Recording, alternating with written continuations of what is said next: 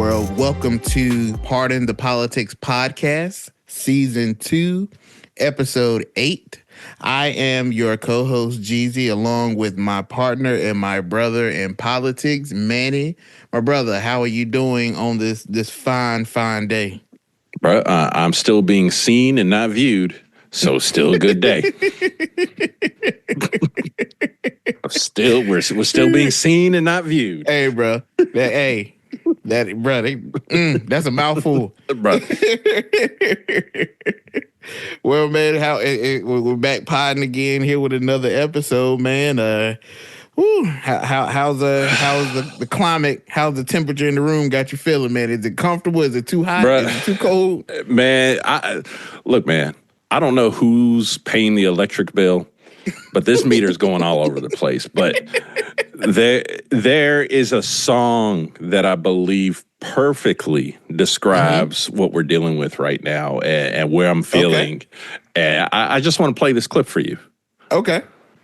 We're in the middle of a hostile government takeover. I want to talk about it, but I'll be late for work. And if you're saying, wait a minute, do we have to stop this? We had one, but you didn't want that lady in office.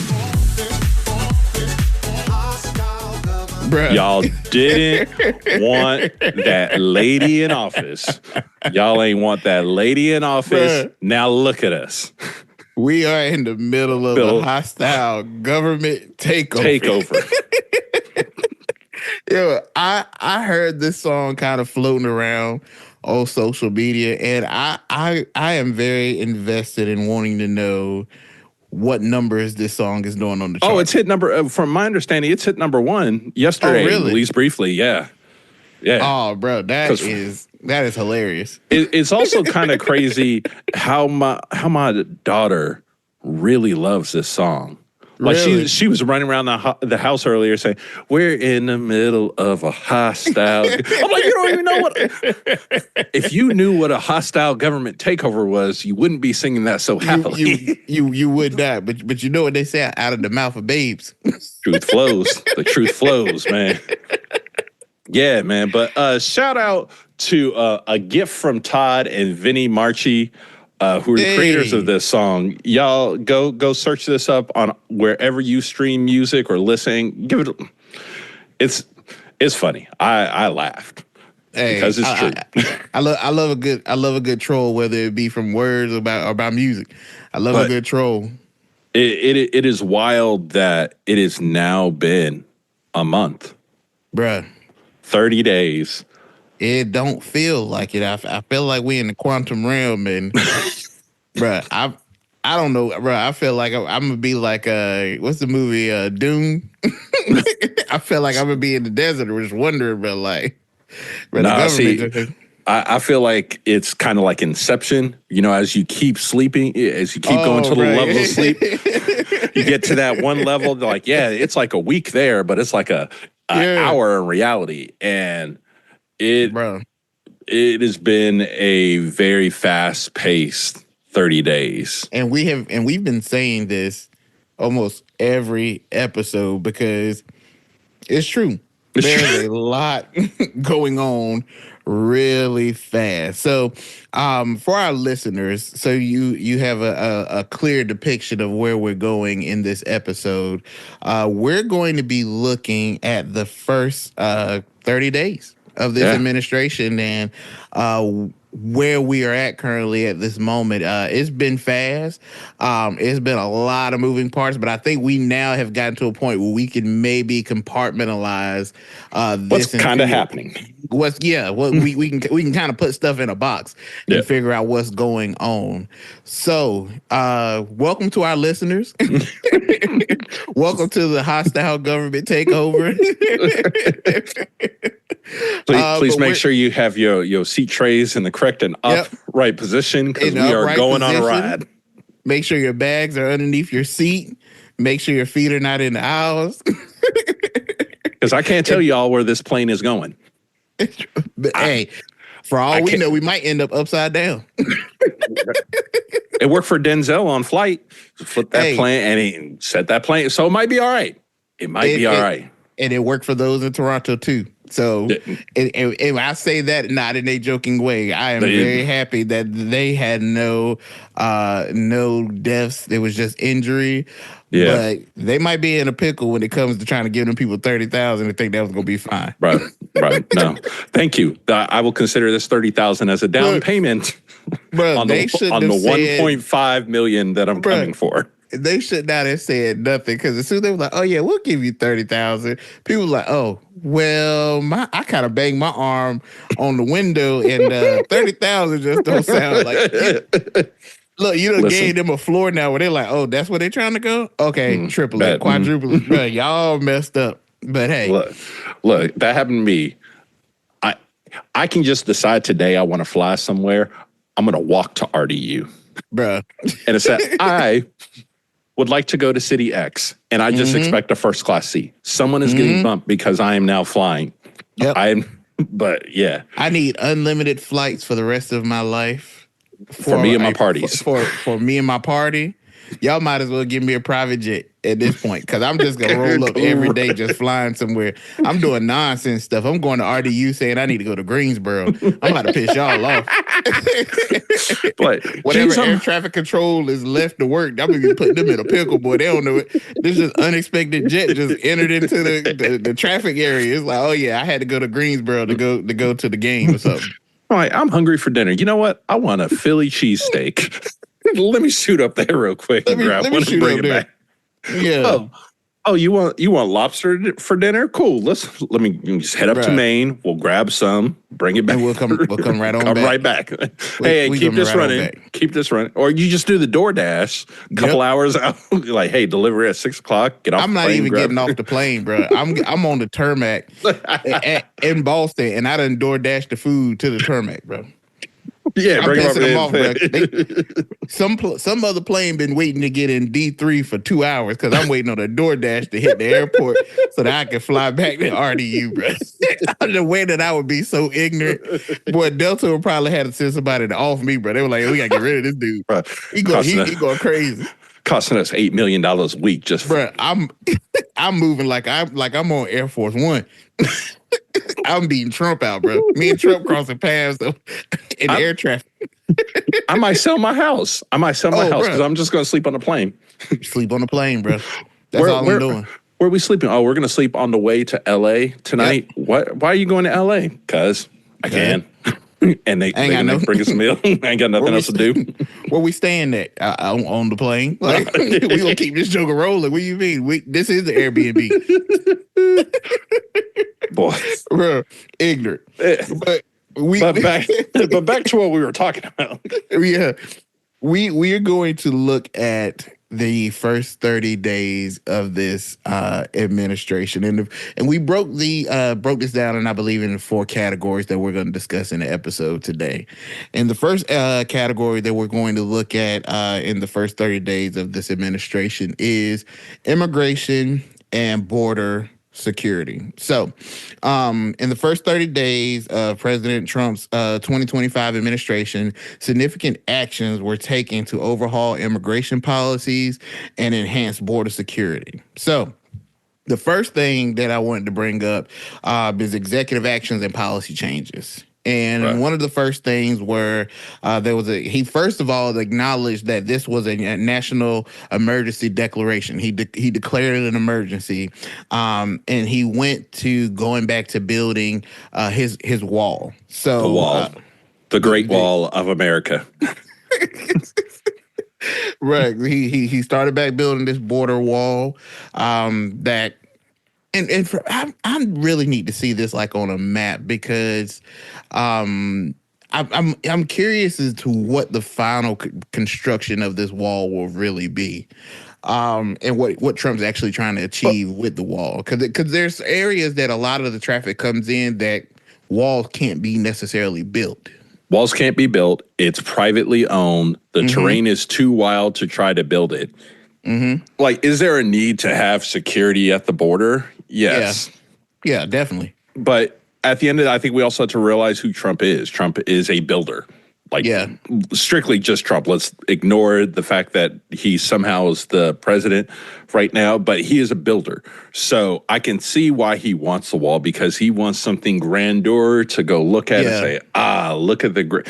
But if you're talking about security at the border, it's got to be more than just the wall. Because you can't put it everywhere. We have drones. We have different ways to do this. Yeah. So, it makes me think, man, when Trump was a kid, maybe somebody shouldn't have got him that Lego set, because we might not be where we at today. Or maybe it's because someone didn't get him that Lego set. Or maybe, yeah. He's just trying to heal his inner child by building a giant wall at the border. But, there's so much, that's one thing that, certainly, and I want our listeners to understand that we strongly believe in border security. We're not saying that there is not a need at the southern border.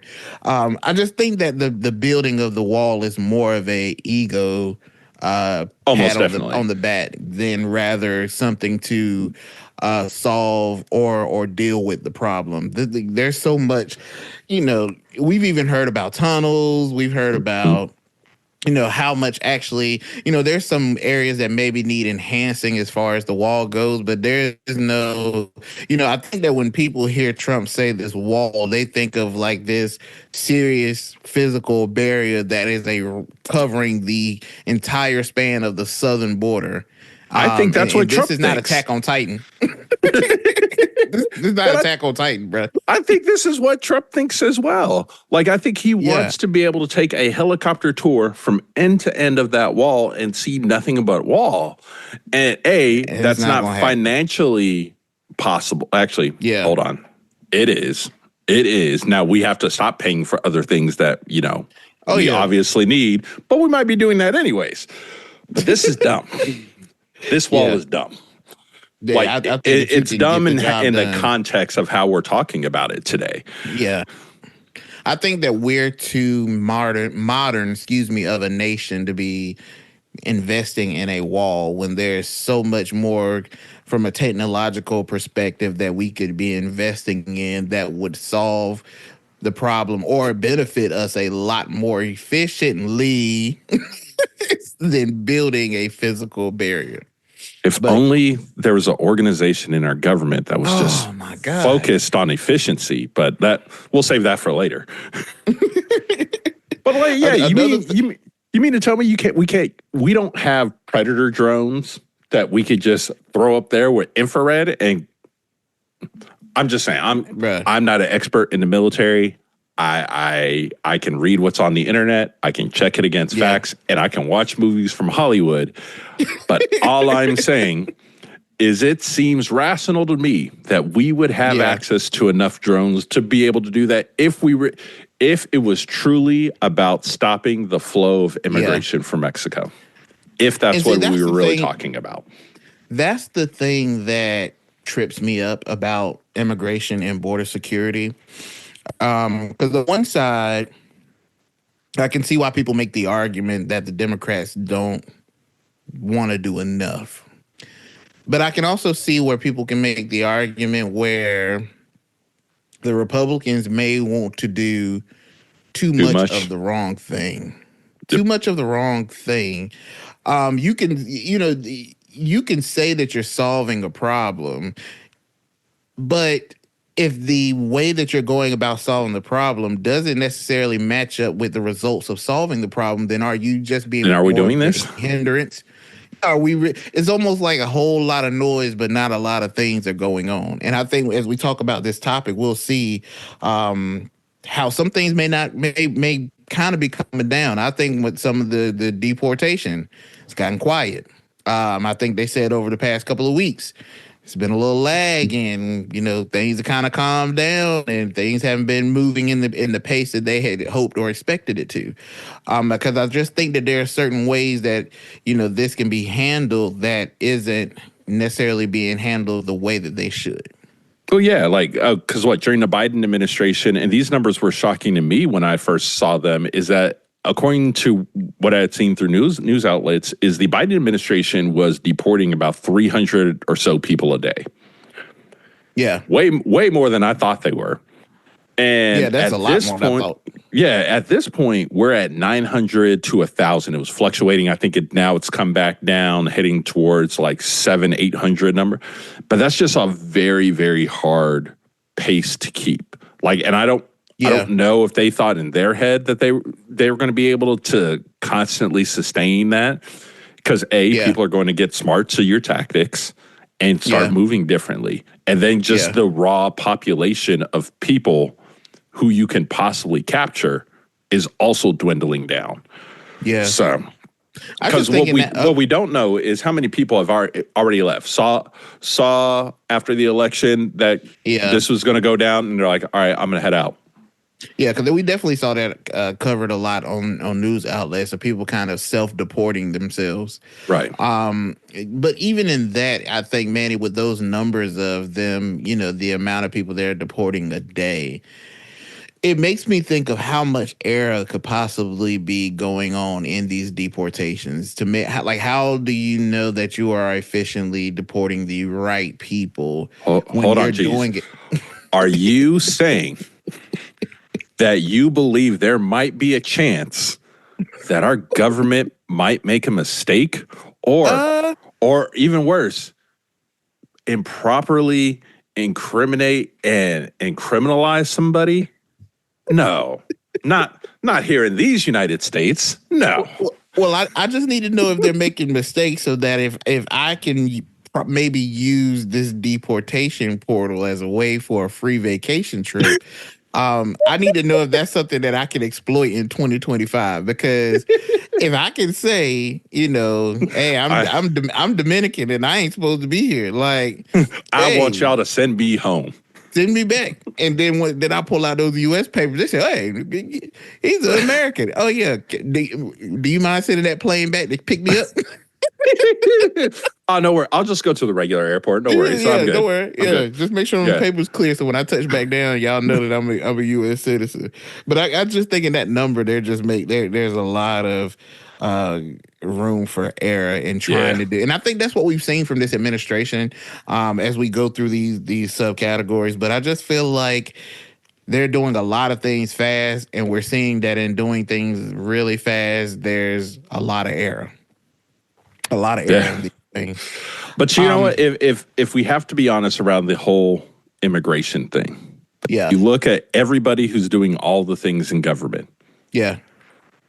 I think if you look at Tom, I think he is the least likely at this point of everybody in that administration to not make a mistake. Why? Because this man has been excited about this for months. Oh yeah, and this man has not been only planning. That he's been planning. Like is the other people that we've seen in this administration is like, oh yeah, I want to do this, and I don't know if I'm going to get the job to do it because I might not get confirmed. Oh, I got in. Oh, well, let's go to work. Okay, let's go.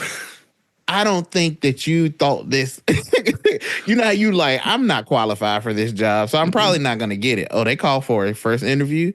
Oh, they're calling for a second. Oh, I got the job. Okay. Google, how do I type an Excel sheet? Linda McMahon is about to have all first graders in North Carolina reading about the Hardy Boys, and no, not the ones, the books that are that we read as kids. No, Matt and Jeff Hardy. They were going to talk about when Jeff did that swanton off the top of the ladder. Bruh. Instead of having African American studies, we're going to study the nation of domination. World Federation studies. It's like, bro, today we're going to learn about Farouk and Bradshaw. Bro, what are we doing? With Stone, the moment the stunner heard round the world where Stone Cold stunned the Rock, and bro, what are we doing?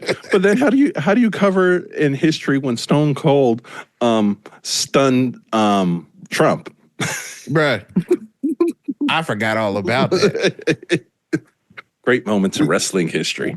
We're gonna do study on how in the world Vince McMahon climbed to that limo and Stone Cold set it ablaze, but he came out at Raw the next week. Hey, now look, I'm gonna tell you if they want if Linda McMahon wants to bring that course that coursework into the curriculum, Bro, hey, I'll go you can get get the my boys master's in WWE studies. in World Federation Studies.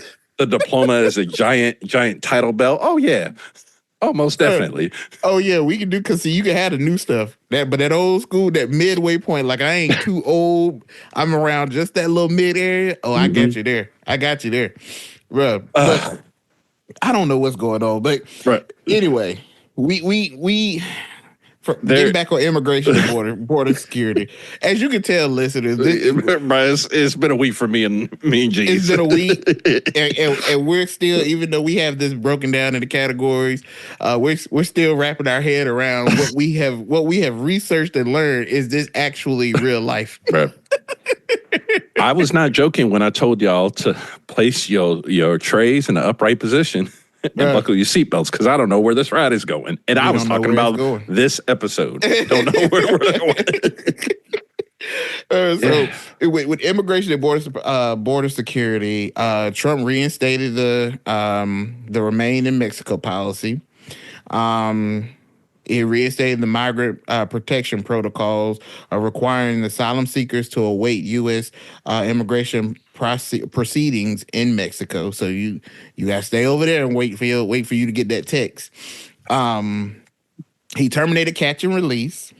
So this allowed for detained migrants to be in the U.S. pending court hearings when those court hearings were going to happen. Which I'm not even gonna lie, I'm not mad at catch and release.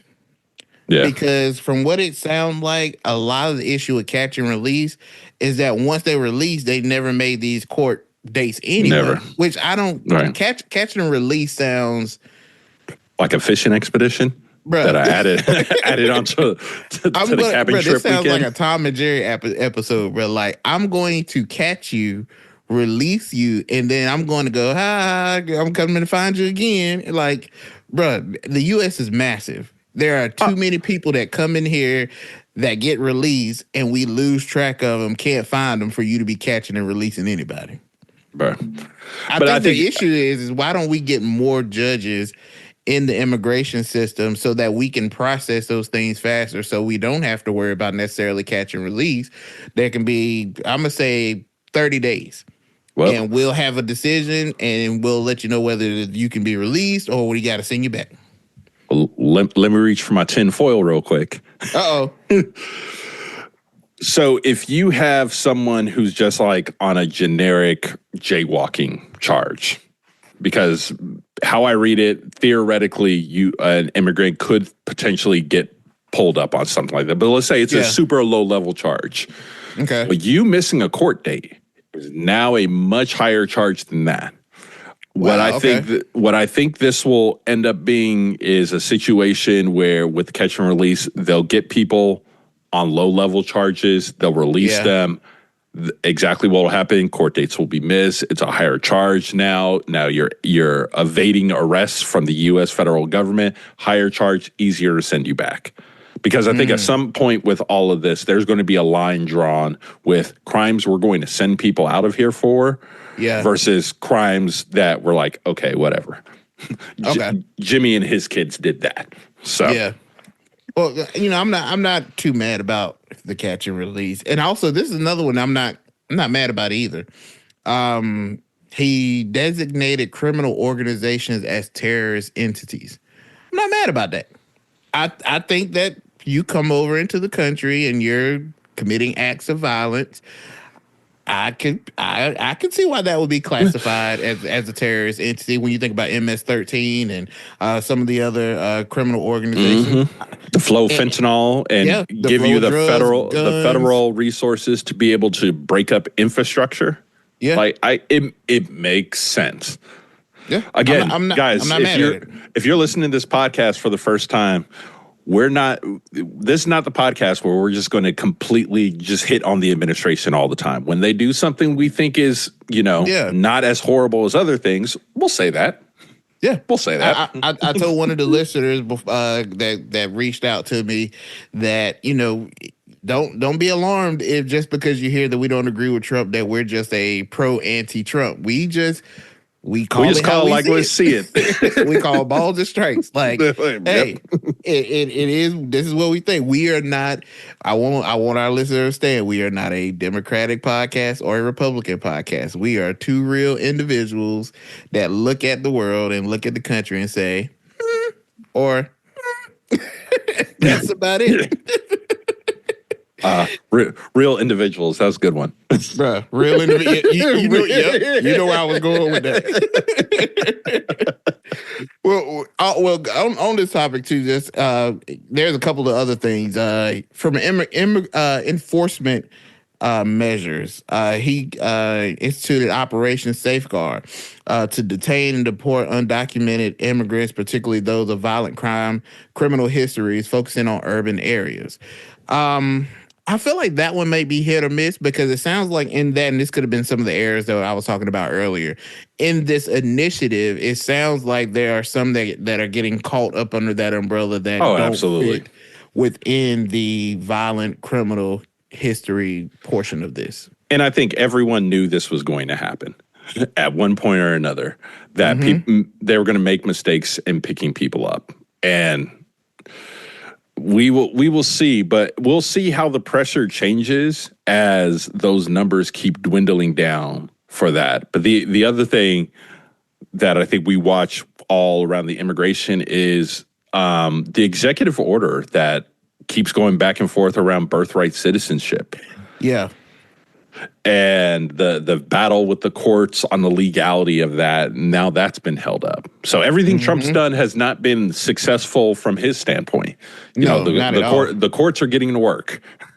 Which was funny to me, and I know this is off topic, but when he got into it with the governor of Maine, and he was like, "I see you in court," and Trump was like, "I look forward to that." I'm like, Trump, you out of all people should want to stay out of a courtroom. Right. Last time I wanted to see a judge. But I like the follow up though. The Maine governor said he's like, well, cool. We just won't send any federal income tax to you guys. If you're not sending us no funding, why are we sending money to you? Bro, we about to turn. We big little bank. Yes, sir. Bro. So also in that, Manny, that they've been in that migrant deportation efforts with Safeguard and other things, they've been targeting unaccompanied migrant children. So any kids that are migrants who are either missing court hearings or residing with non-relative supporters. That one I'm a little like, Yeah. I don't know how I feel about that in particular because I don't know necessarily enough about the move because I think this is where we see maybe some of the stuff that Tom Homan was talking about going into schools and getting these kids. I think he was saying his validation for doing so was that I guess for MS-13, the youngest individuals that can join MS-13 are 11-year-olds. So as if he was using that age to kind of go into school and get these migrant children that may be unaccompanied. But I'm thinking like, how many of them really are missing their court dates? Right. Or like, what does it mean when it says that they're residing with a non-relative sponsor? Because if he's unaccompanied, then he has to be staying with somebody. So then what classifies as a non-relative sponsor? Could it be that I may be his aunt or uncle and he's residing with me? Does that not make me... No, I would think it would have to be someone who's like not within the family tree. Like, oh, this is my next door neighbor. Okay. But how would you verify that though? How are we validating any of this? Man, that's real. That's real, bro. Let's just take that line and let's replay that in every single section we're talking about today. How are we validating any of this? How are we validating? No one knows. Well, you know that also in this, he's started the use of Guantanamo Bay. I believe they transferred 178 Venezuelan migrants to Guantanamo Bay with plans to accommodate up to 30,000 migrants, sparking legal challenges and international criticism. So I believe that Guantanamo Bay was used for, like, Paris. yeah, okay. I was Nope. just trying to. I was thinking. I was like, I'm sure Yep. that it's terrorists. Yep. Most definitely terrorists. But don't worry, he's only going to send the worst of the worst there. Trust me. No one's going to end up there that doesn't need to end up there. This is the federal government, geez. We just got to trust them. It's going to All work right. out.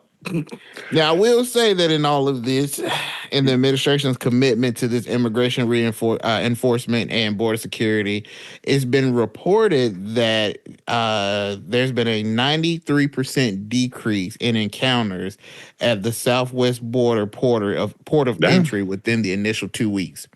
So in Yeah. the initial, but that's the initial 2 weeks. We don't know what it looks like now, but when they first started all of these things, 93%. I'm not gonna Well, sit there and say that. if you know that like you're not going to get a real shot at going, we're not going to do this right now. We're going to sit If here. you We're going to watch how y'all react, and then make adjustments to the new systems you're going to put there. if I text my homeboy and ask him, can he get me in the club, and he says, I'll try. 9 times out of 10, I'm not going to go Not embarrass getting in the myself club. and stand at the door to try to get in the club just so I can yell Hey, I'm with at him. I'm with him. beyond the bouncer. Hey yo! So I think that's why you see Yep. 93% of people not at the southwest port of entry. If you already know, you already know. You already know. Now, some people will say that this is due to the strong hand or the strong fist that Trump is putting down with his administration on immigration and border security. Can say that. Yeah. It also could mean that there could be a retooling of the process of how these people get over. And we will see if, I think in 6 months, if you see that the flow of fentanyl hasn't slowed down drastically, if you still see some of these things that you were classifying as being a result of us being lax as a nation at the southern border, and those things are still going on, then there is still a problem. So I think a lot of this hinges, and I think this is the thing that ultimately will be an issue for Trump, is that with all of the things that he's doing, what if we look 6 months from now and these issues, these problems, these situations are either the same or worse? I mean, I think all that would do is be A, unsurprising to a lot of people, but B, add credence to add validity to the reason why you gave that first executive order to classify these groups as terrorist organizations. Because if they are the terrorist organizations that we are saying they are, you had to have known that I would imagine that, like, okay, I know they're getting ready to respond like this, so let me go ahead and start spinning up alternate ways we can do what we need to do. So yeah, that's just my assumption of what a response would be from a terrorist organization with plans of doing something. Is that, hey, they're gonna close up these routes? Cool. We got 6 months to figure out new routes. Cool. We will see where this lands. The next category I want to bring up in the next in the first initial 30 days is former vice president, now current president Elon Musk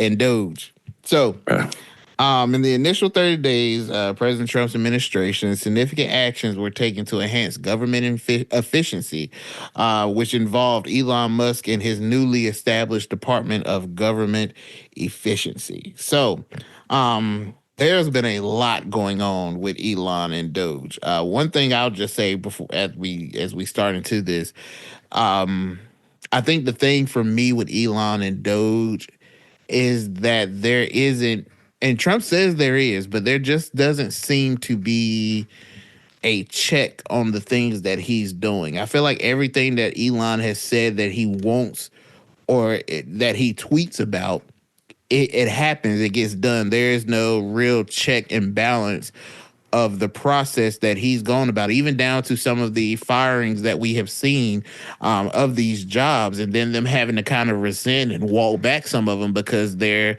not efficient and they're negative for the country. I just I'm not saying that Elon, and I want our listeners to understand this. I'm not saying that there is nothing wrong with having somebody else with new, fresh ideas to look at something and give you a different perspective. But I just don't like how it goes completely unchecked, or by it affecting the country, that there is not more of a congressional approach to the things that are taking place. I concur with all of that. I think you're watching this. We're watching this relationship kind of evolve with Donald Trump and Elon, because now it almost looks like they're trying to put Elon in a place. We saw that with the comment that came out of the White House trying to clarify what Elon's job is, because technically Elon doesn't run the department. He is technically a senior advisor to the Trump administration, and Doge is a separate entity. So that was real weird. Yeah. But the one thing, and it came out this week, and I found it really interesting. John Fairview and John Lovett, you guys might remember their names as the hosts of the Pod Save America podcast, came out of the Obama administration. They had said earlier this week that Doge is doing some of the things that Democrats should have been done. And we're just scared to do. And I think that is where America is on Doge.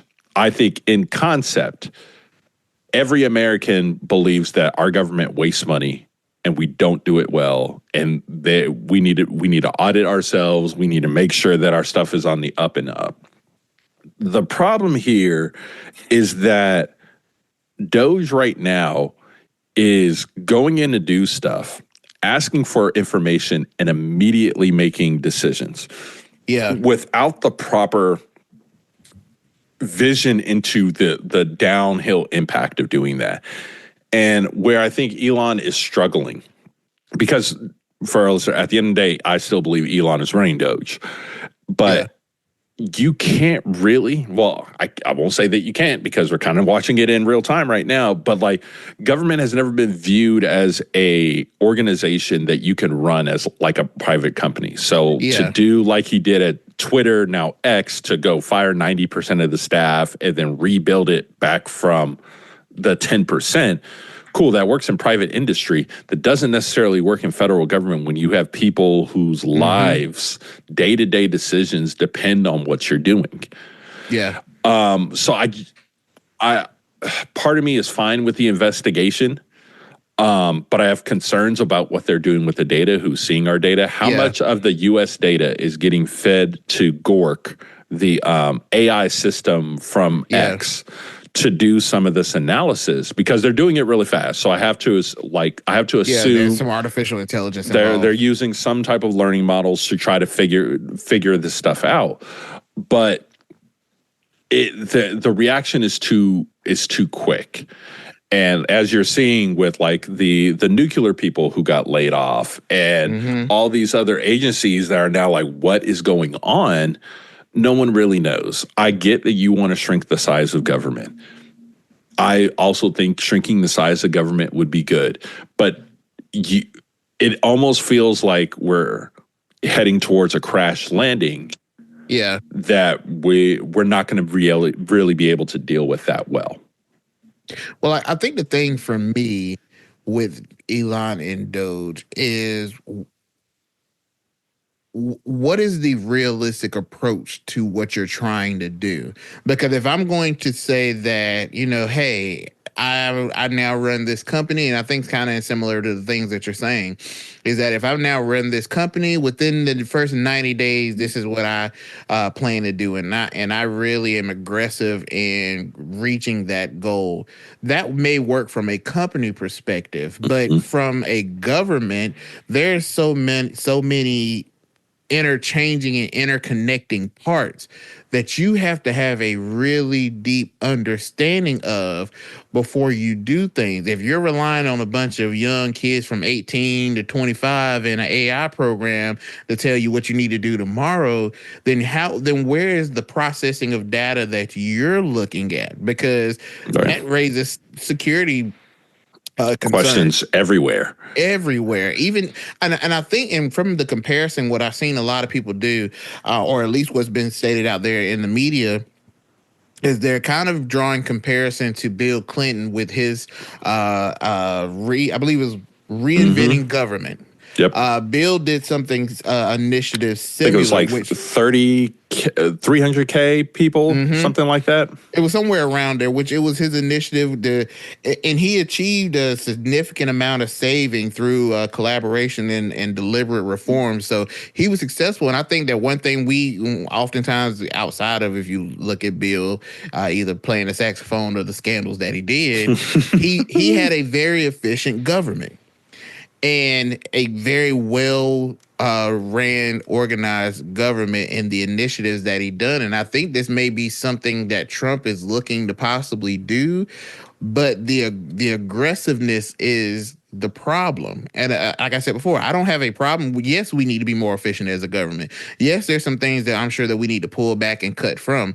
But no, you can't make those decisions based off of pulling data, putting it in AI, saying let's do this, and not having real conversations and not a real understanding of what the impacts or implications of what you're doing. Because one day, and I think this is the thing. First of all, Elon doesn't have experience in doing this. Like, none. Running a company, yes. Being successful with SpaceX, fine. Taking Twitter and doing whatever he's done to make it what it is now, cool.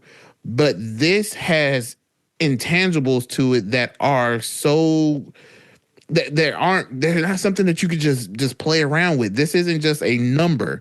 This isn't just things that once one lapse in Social Security could mean a lot of consequences, major implications.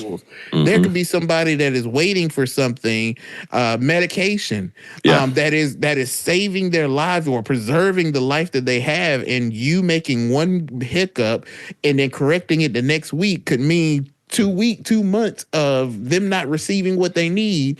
And now a family suffers because you just put in an AI system. How can we do this more efficiently? And it told you, not realizing the impact they had on the American people. There's 3 very quick points I want to make on this. Bill Clinton was able to do all of that largely because he had bipartisan support. And he had it. He had John Kasich that helped him in Congress get that through. So that's the first point. The second point, you remember the movie I, Robot? Yes.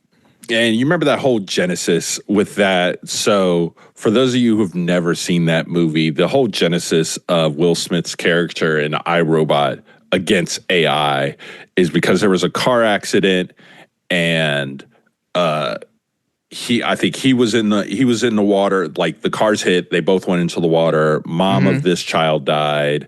Other sibling died. So it's Will Smith's character and this little girl.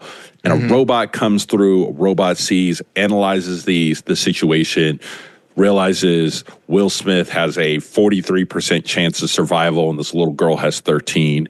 So the robot saves Will Smith. Yeah. That is going to always be the problem with AI. Yep. It's removing the humanity of the situation. Yep. You know, like, hey, if I have to worry about a group of people, well-bodied adults eating, or a group of kids eating, there are ways that you can make an AI turn out a result of feed the people. Don't feed the kids. But I think if you put that decision in front of any human, we're gonna say feed the kids. And I think that's the danger that we have about relying on AI too much. Very much a helper, but we're not there yet to really have it truly making these unfettered decisions for people. Yeah. And I think even to that point, when we talk about the security aspect of it, then what is there to say that those decisions cannot be influenced by entities that could infiltrate the security structure of this system, Yeah. to maybe sway their decision to whatever else they would have it to be. But with Elon, I just think that this thing is. I ultimately feel like uh, it's going to be a problem. I think that once it starts getting a lot murky, we'll see Trump do what he normally does. Well, he'll put the blame on Elon, and then Doge will be Elon will be gone, and then maybe he'll call back up Vivek and let him run it. But it's reported that in the first month, Doge reported saving $55 billion within the first month. Now, that primarily came through contract cancellations. Now, what does that look like that you've canceled these contracts and then the implication of those cancellations happen and then you end up running up a $100 billion tab because you've got to go in and clean and correct the things that you've done. And I think those numbers about how much they've saved are already in dispute. Already. But the last point, the point I'll make on Elon, and I've made it before, but I want to make it again. Mm-hmm. Y'all, in 2032, there is a asteroid that a couple weeks ago had a 2% chance of hitting us. Now it is, as of today, I believe it is now a 3% chance. Elon, you are looking at the wrong thing. We trust you to do space. You take these rockets, you deal with that asteroid. Bro, take them chopsticks to space and grab it, pick up throw it towards Mars. Like, what are y'all doing? Y'all focusing on the rock. Take that asteroid sushi in the sky and put it where it needs. We could do an entire episode on things that Elon could be doing better with his time, having won capitalism. Well, he did say this week that we needed to deorbit the International Space Station. That is true. That is correct. Yeah. Yes. Because we can't just let that thing come down wherever it wants to land. But again, that is a problem that Elon trust Elon with. Like, yes, we need to give SpaceX a contract. He has all these connections with these other nations. This is a concern. It does need to come down, but then there's something that needs to be in place. But that's where you can take a neighborhood Walmart and put it in the sky while we bring down the International Space Station. Get on top of that, because that's, if you really want to be real, that maintenance for us to maintain that International Space Station is costing a lot of money. Mm-hmm. Go do that. Stop cutting employees. Go do that. Or one of our favorite comments from the group chat: go home and be a family man. Bruh, this man got. Well, I don't know if you saw earlier on this week in social media, his one of his baby mamas was like, "Hey, our kid is in a medical crisis. I've been trying to contact you so that we can deal with the medical crisis of our child. But now," she was like, "I'm sorry, I hate to do this and go public, but I need you to hear me. I need you to help me deal with this medical crisis that our child is suffering." And Elon is playing around with a chainsaw on stage. Like, bro, go home and be a family man and deal with space, bro. You and Nick Cannon gotta stop. Y'all gotta stop, man. Y'all gotta stop. I'm having all these kids and y'all doing everything else but being present. Right. Gotta have a Father's Day Zoom call. Bruh, wild. Wild. Bruh, so yeah, that's Elon. I ultimately don't know where the success of Doge will be. I think there's a lot, again, like we said before, a lot of fast moving parts.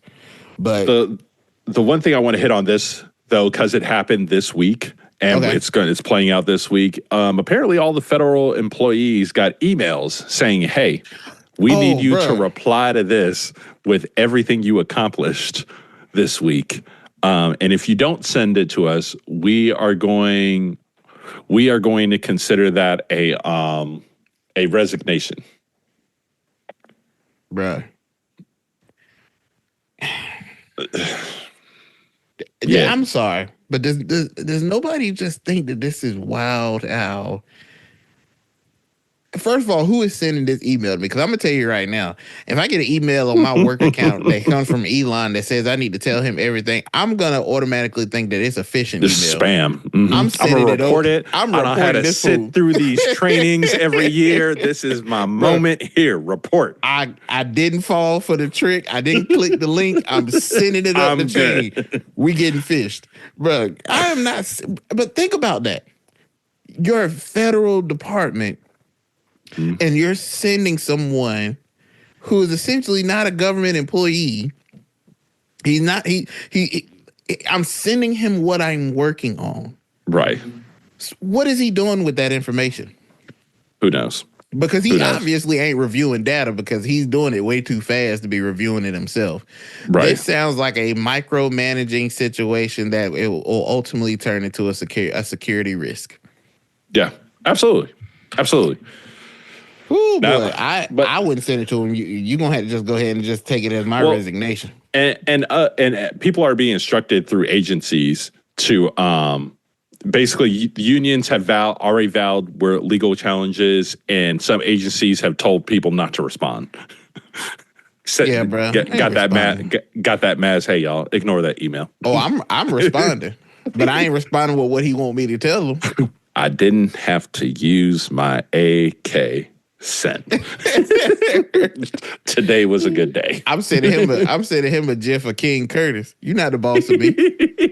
I am not listening to your rules anymore. Yeah, you go watch King Curtis. He thinks he's the king and we're the sorry people. Yeah, shout out to King Curtis. Shout out to King Curtis. You got to be grown by now, bro. Hit up the pod, man. We got to talk to you because we know that you're a prime lover of bacon. So, right. But yeah, I'd send him that King Curtis gif because I'm not sending you nothing. You ain't the boss of me. But yeah, it's been challenged, and we will see. And I think a lot of this, again, to what you said earlier in the episode, that a lot of this is just going to be met with challenges. Like a lot of these things, because it's crazy. Even going back to like I was telling you about the Clinton initiative with the reinventing government. Like it was collaborative. It had congressional support. Like none of this has any support, but just Elon saying what he wants to do and Trump saying okay. Yeah, no, that is pretty much what's happening right now, and I don't know what to tell. Right. But I do want to play this clip because I think this will be relevant, obviously, in what we've already talked about, but what we'll talk about from here. This clip is from PBS Frontline. It's Steve Bannon, March 17th, 2019, talking about his thoughts about the administration and what they should do. Flood the zone. Every day we hit them with three things. They'll bite on one and we'll get all of our stuff done. Bang, bang, bang. These guys will never be able to recover. 4 years later, that's still the strategy. And yeah. Pretty much. Literally. Just keep it coming. And that's what's happening. And everyone's getting fatigued and you can't fight on every front. Yeah. And And that is very dangerous. But I still believe, I said this when this happened, the Trump cycle of people follow Trump's orders, they do the things, the people get mad at the things, people get mad at Trump get mad at the person for following his orders, Trump fires. So I think we're just at the start of this wheel. We got to give it a little time. But there's going to be a lot of change over this cycle. Well, what's going to start kicking that off is when them numbers start coming out and Trump starts seeing them. One thing that Trump loves is his numbers. And when his numbers, and I think they've already kind of indicated that some of these moves, people are like, I ain't feeling this. I want him to do something, but I ain't want him to do this. Like, I think by March, I think we're gonna see some numbers that's gonna be pretty bad for Trump. But I think that's when he starts to get unfavorable. That's when he starts to get out there and he starts pushing that narrative. And next thing you know, we're gonna have some issues. So yep. Um, we'll move on to our next category in the 30 days, and that is trade policy. So, in the first 30 days of this administration, significant trade policies were implemented, focusing on tariffs and trade measures. So, we know that we had the brief tariff war with Mexico and Canada. Mexico, Canada, China, China, Colombia. bruh. Right. Trump was like bruh, it was like a he was like Pat Sajak. Right. It was just a wheel of tariffs. Right. These tariffs are rated E for everybody. Right. Every, Everybody can and will get it. But yeah, I believe he's kicked back his tariffs though on Mexico and Canada. well, and that's and the whole thing with Canada and that the tariff war and that 24 hours. So Yeah. for those of you who may not have been following as close, U.S. threatened 25% tariffs on Canada one day, and then within about 24 hours, he said, "Oh, I just got some concessions from Canada and Mexico for what they're going to do. These are great wins for us, so we're going to stall this for a month." Well, now that it's leaking out, the concessions that the Trump administration got are things that they already told the Biden administration that they were going to do. Broken it. Sir, I was already going to get this 10-piece McNugget, and you just going to give me another one for free? Thanks. Cool. Cool, I'll take it. Nothing for me to worry about here. Bruh. These tariffs have, we haven't seen the implications of them yet. It's coming now. But it's coming. Yeah, I want everybody to understand that, tariffs are not an immediate thing that we see happen. But I think as you see a big thing that you will definitely see is the change of seasons. Once seasons start to change and certain things come into perspective in the supply chain field that I'm in, one thing that we always see is when it becomes seasonal for like oranges or things of that nature. You start seeing certain goods that are attached to certain seasons, and you'll see that influx, and that will be your indication. Like, okay, yeah, we are now at the threshold of where these things have taken place. So, for our listeners, I would definitely. I would advise you to educate yourself on what tariffs he's placed on what countries and how that impacts us, because especially when it comes to Mexico. Y'all know during the summer, y'all love y'all margaritas and you love your tequila and you love your good time. Corona. Yeah, you love your Corona, bruh. Hey, when that Corona cases go up about $5. Well, and I think also when we look at this, we're already seeing the impacts because the battle with the feds. Not moving on interest rates. They're like, no, these tariffs are getting ready to do something. We can't cut interest rates, and you're doing this. No. Which is wild to me that like you the pressure put on the Fed to do this when it's like we haven't even seen the implications of all the moves that you're making. And shout out to, I believe what's his name, Powell. Mm-hmm. Over at the Fed, Jerome Powell.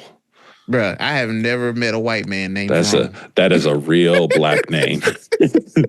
That is a real black name. We might have to claim Jerome, bro, because Jerome he ain't moving. For a white man to be named, bro. If I was doing an interview and I seen a resume and it said Jerome Powell, I would definitely think that was a black man. Oh, 100%.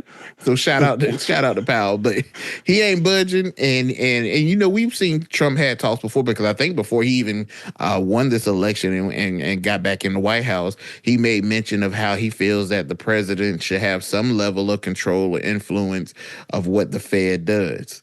So I love that Powell's holding true, because I think they have like their tenure works a little different, where they get like 10 years or something like that. So he's already dealt with Trump before.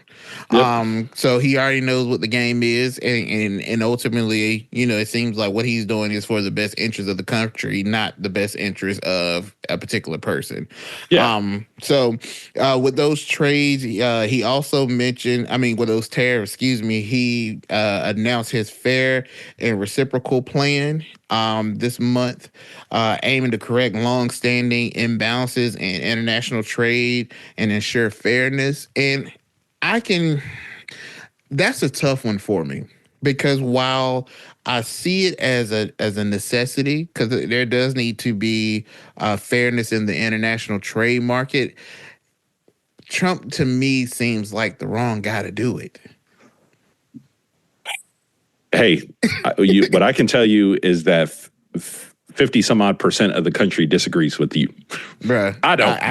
Yeah. I don't. Apparently. But 50% of the country disagreed with that statement. You know, you can't, and I think I've said it on this episode before, and we've talked about it, but the issue with Trump when it comes from the international perspective, and why I say that I believe that he is the wrong person to do it, is that you can't play bully ball all the time.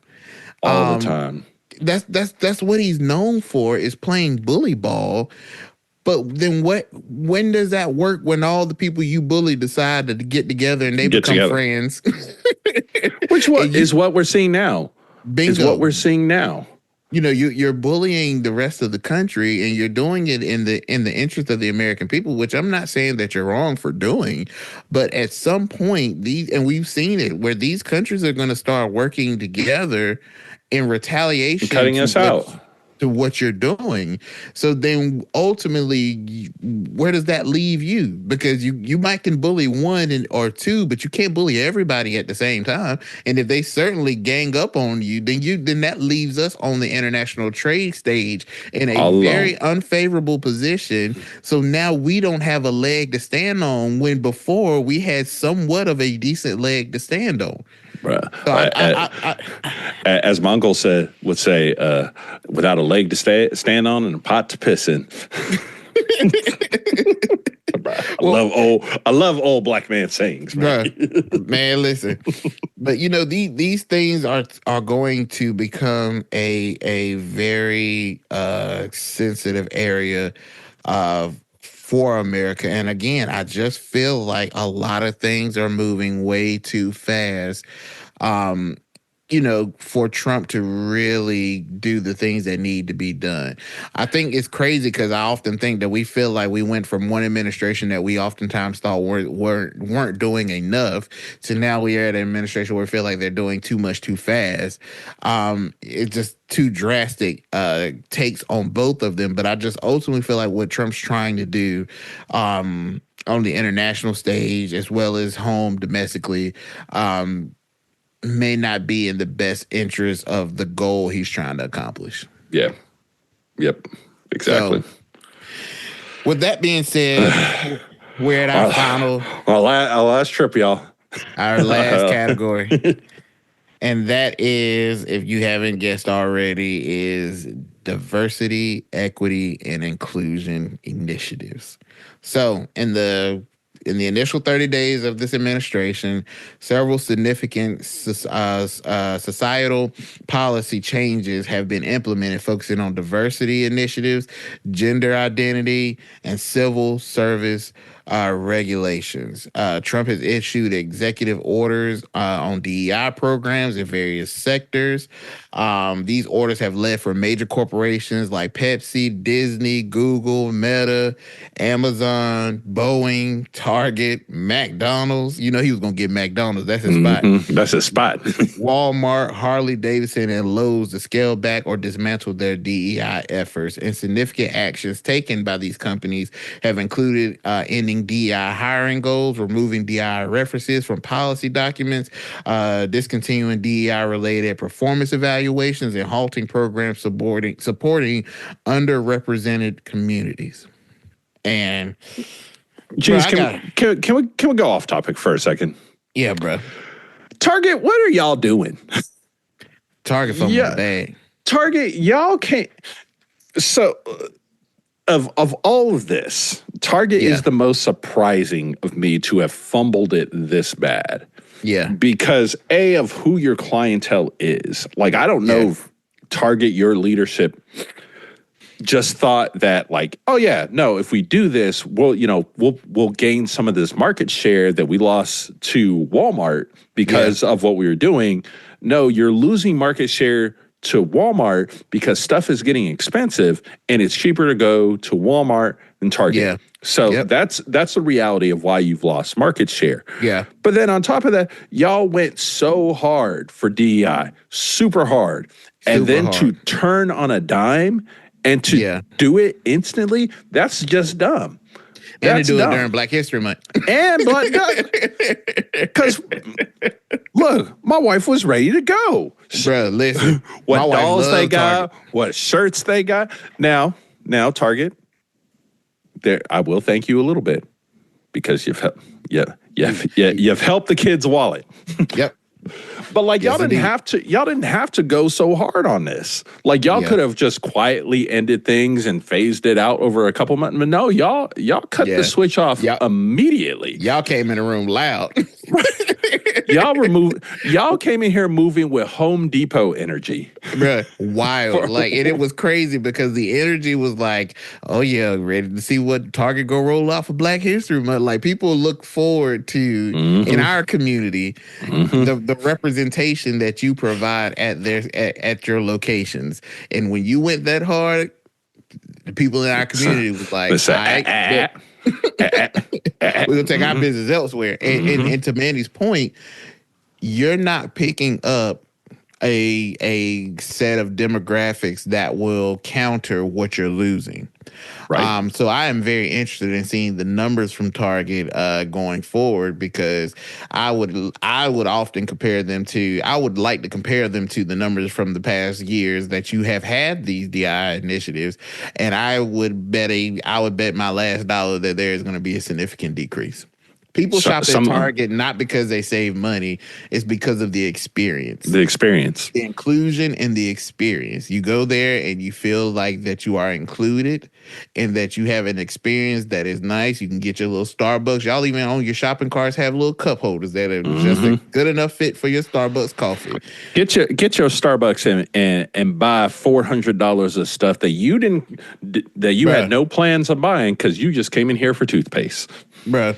I'm not singling anybody out, but I know on social media I have seen that Black women can spend some money at Target. I've seen it from my own. I've done it my own. I've seen it my own. I've been nice enough, been like, hey, yeah, I'm over here. I'm gonna go in. I know that my wife said she needed another pair of this or that. Man, I walk out of there and spent $100 and some dollars. I just came in here just to look. I'm just trying to figure out where it went. Like, wait, what? Quality of clothes is pretty good, and my daughter loves the stuff that's in there every time. Matter of fact, that's where we go for my youngest daughter because y'all have the things that she like and the quality. As we know with kids, quality matters because they'll tear something up in a heartbeat. Bruh. Quality's good. I will even say as a Black family, even down to your hair care products that you had for the Black community. Yeah, Target has top the tier. best. Outside of going to a beauty store, I knew that Target had the resources that I needed because they had such an extensive amount of Black-owned products that were in their hair care product section that were phenomenal. You've just taken all that out. And I just think about this as a Black dad, like, hey, my wife tells you, hey, you need to go get this thing. Okay, I'm going to go to Target, but I know it's going to be in this section and it's going to be there. Yep. So Target, y'all wild. Y'all wild for going so hard on this. And then hitting the Pikachu face when everyone's like, "Oh, y'all mad about this? Oh, we didn't know y'all were going to be mad about it. What? I didn't think y'all really cared." Right. You think?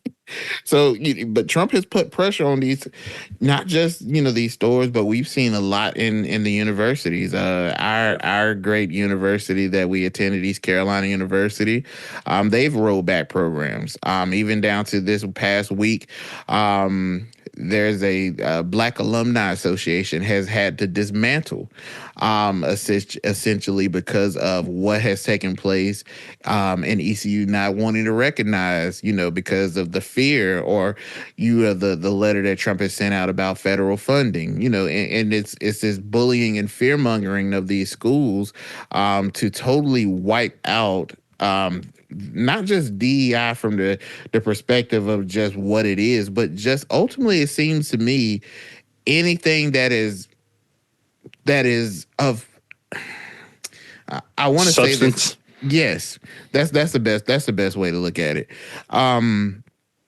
Where am I included now? Right. If I'm not and I'm just going to be honest, if I am not a white individual, where is the inclusion or diversity in these spaces that I go in? If you're telling me that this doesn't have to be the focus, it's almost, I'm gonna be honest with you, this feels mad 1950s. Going in cycles. Look, what do they say? If God puts you in a season to teach you something and you don't learn your lesson in that cycle, guess what? You going through it again. Bruh. And we're going to keep, we serve a God who is patient and will keep giving us opportunities to get it right. So we are going to keep trying to learn this lesson until we decide to learn, we want to actually learn this lesson. Shout out to the children of Israel. That's how y'all turned what was it, a 3-week journey into a 40-year? Bruh. It's remarkable. It's wild. Because let me tell you, around month 3, I've been like, I'd have walked up to Moses and be like, hey, Mo, we ain't doing something right. I don't know what exactly it is, but I think we need to have a meeting because because I'm tired. I would have been the doge of the children of Israel. Look, if we need to leave all these people and you just need to take about 100 of us so we can get where we got to go, we need to trim the fat. Like, I'd have walked up and be like, hey, Aaron, we don't pass that tree 3 times over the last month.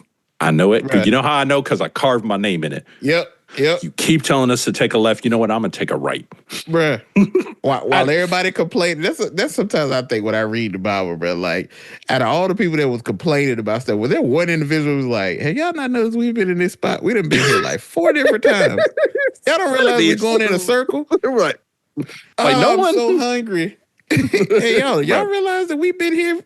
We've been walking in the same spot for 7 days straight. Right. Bro. No, we could. Like, no, y'all. Same rock formation over here. I'm pretty sure that this is the same tree we passed by last week. I know because I left my piece of manna at the bottom of this tree and it's still there. Bro. But with this DEI, man, it's wild, bro. Even down to gender identity. There was an executive order now recognizing only 2 sexes, which are male and female. Now, I will say, I don't get all into the gender identity because it's not me. And not me and my household. Has nothing to do with me and my household. I respect and love everybody, and I honestly don't. Is that because that is what we're called to do? That's what we're called to do. I think they make make it more of a problem than what it really is. I know there's some things centered around it where you have men in sports, women in sports, and I believe there could be some things that done in that area to regulate, but I think to just completely cut off a whole subset of people is a little nuts. But then again, when you look at the demographics and the people that voted for Trump, there are a lot of people in the trans community that support it. And, you support it with this man saying that this is an initiative that he was going to bring about. And now that has been taken care of. I think there was even an actress that received her passport and they already, like, the government changed it for, like, bro, they need to say, like, hey, there's only 2 genders. You are no longer a female. You are a male. You need to get it changed. You got 90 days. They sent homegirl. They sent the passport to her. Like, nah, we seen you. First of all, who radar are you on that when they seen this executive order, they said, oh, yo, go send her that passport first. We send that first. I sent her when she came in here last week. That's a man. Bro, but it's like, nah, that's crazy. We're seeing it more so. I want to say largely have always done it, but even more so, we are governing to the extremes. There was a clip that came across my TikTok about a woman who was talking about transitioning her 1-year-old. Whoa. I was like, okay, that's wild. But when you lump that situation in with the situation of a full-grown adult making a decision for themselves Yeah. about what they want to do and the life they personally want to lead. Like, Yeah. and that's buckled into the same one. You're always going to have that one extreme that everyone points to about why Yeah. we need to do that. And that's just Yeah. not this topic, but that's a lot. That's with abortion. That's with every topic Yeah. we fight over.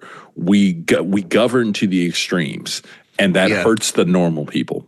And I think that's a very great point, Manny, because oftentimes when these conversations come up, that's what they pull, the most extreme scenarios, but nobody stops to say, okay, how often does this really happen? Now, somebody may say, well, if it happens one time, then that's enough. It's happening again. Yeah. But some things we have to have more insight on. Right. And I will just say, just for the perspective, we oftentimes, as a people, as a society, care a lot more about judging what people doing and a lot less about extending grace and love to just people. If we would stop, if we were as Christian and as say holy, that we are, we would be looking at all of this way differently. Way different. That's one thing that I talk about a lot that just irks my gears, is because we will talk that we are, Christians, and especially for us being in the South, you hear it a lot, but there is so much judgment and there is no grace beyond judgment. Right. And it's just weird, man. Like, oftentimes I tell people, you hear the people that I've heard before. There was a preacher in the South, and he said that, if you believe in DEI, then you can't be a Christian.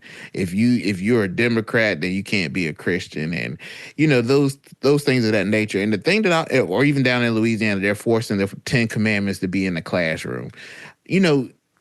How do we call ourselves Christians? Where being a Christian is a follower of Christ, and Christ never forced himself on anybody. Why do we keep forcing people to fit into this society that we say the reason why the society should look this way is because this is what the Christian values say that it should be? But Christ never forced anything on anybody.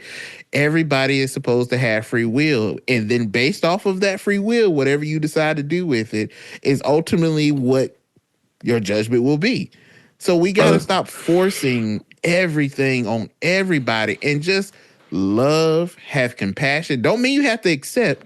I don't accept any and everything, but I love everybody. I have compassion for everybody. And I think if we would lead more with that, instead of worrying about this DEI stuff, and we talked about it in a previous episode, we wouldn't have to worry about things being diverse if people loved and had compassion more and would want their spaces to be diverse. If you had love and compassion for everybody, you would want equality for everybody. If you had love and compassion for everybody, then you want everybody to be included, because that's what love and compassion is. So you have these programs because as a society, we lack love and compassion. So then if you're saying these programs don't need to be around, then are you saying that society doesn't have, you're okay with society being this it's less than loving, less than compassionate, less than grace, but then we say that we're of a Christian belief and all, like it's hypocritical. We've largely been saying that for 249 years. Yeah. It's wild. It's wild to me. These initiatives. What is the goal? What are you trying to accomplish? Because you say that you do it to save the kids, or you say that we want to protect our kids. Well, if you want to protect your kids, why don't you tell your kids that they need to be more compassionate? Why don't you teach your kids how to be more loving to individuals that don't look like them? They need to be just as loving just and different from them. Or just different, because this diversity, equity, inclusion ain't just about race, ain't just about color. This is largely to deal also with disability. There are individuals that come in these spaces that aren't allowed in these spaces because they may be intellectually disabled, may have something where they may be on the spectrum, or a otherness to them. Yes, doesn't mean that they aren't deserving of the spaces, but you're carving out society to exclude these people.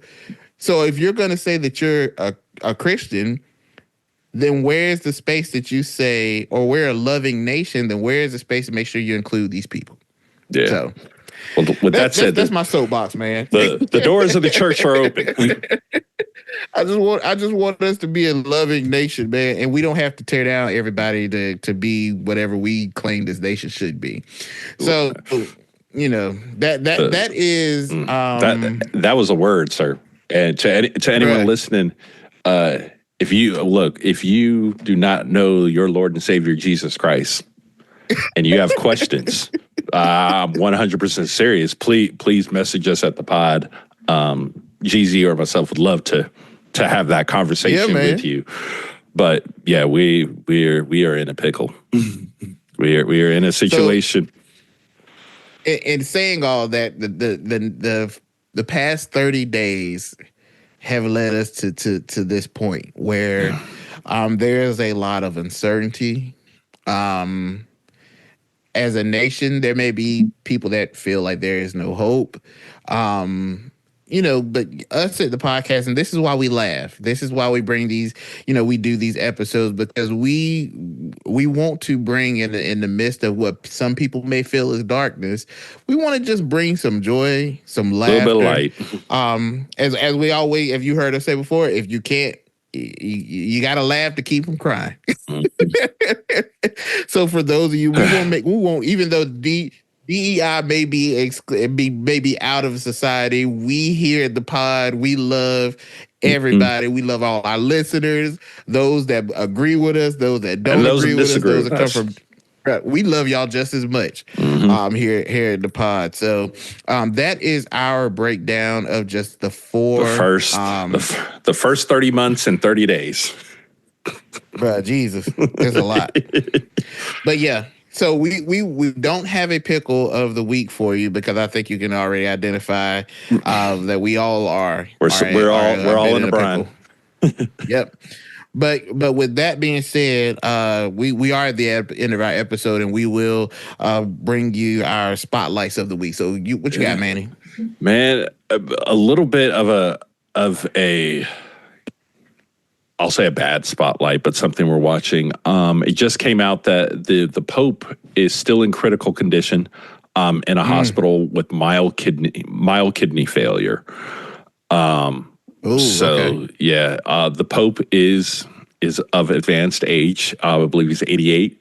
So definitely thoughts and prayers to him as he's battling that. The Catholic Church is one of the biggest organizations in the world, and who runs that is important, not only for people from a spiritual sense, but also from a governmental balance standpoint and what they provide and their influence across governments. You see the Pope talking about situations in other countries in ways that other people aren't talking about it. So the Pope is in our world a important person. So, and the changing of popes does not happen very often. He's been Pope for 12 years. So, oh wow, we will see. Feel like it's been that long. Right. Well, I think it's weird because we had Pope John Paul II, who I think he was in there 25, 30 years. And then we had my favorite Pope, who was just like Benedict, who was like, I'm good. I did this for a couple of years. I'm good. Y'all take this over. So, that is my spotlight, something I believe the entire world will kind of have their eyes on going through this week. What about you? What you got?